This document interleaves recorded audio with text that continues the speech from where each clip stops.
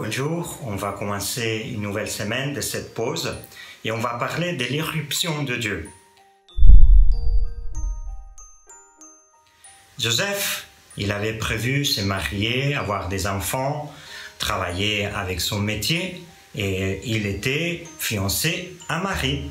Marie aussi, elle, avait prévu de se marier, d'avoir des enfants.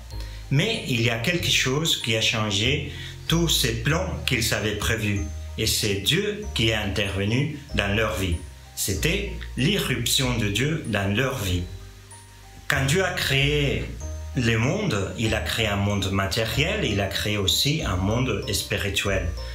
Dans notre conception du monde, au moins en Occident, dans les derniers siècles, on pense que Dieu il est resté au ciel et qu'il est là tout bien et qu'il n'intervient plus dans le monde. Mais ce n'est pas comme ça.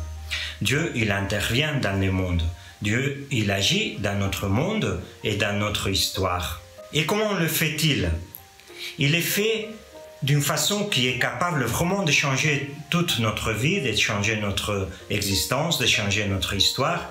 Mais il le fait à partir d'une réalité petite, d'une réalité humble.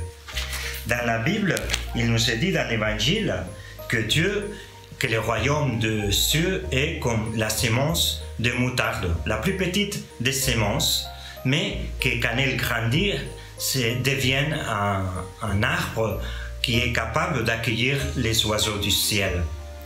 Aussi pour Joseph et pour Marie, l'irruption de Dieu se fait avec un petit enfant, un bébé, mais qui a changé leur vie et qui a changé la vie du monde, l'histoire du monde.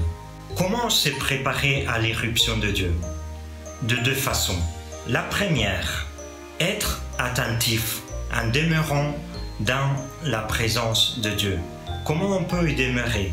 Par un cœur pur et par la prière.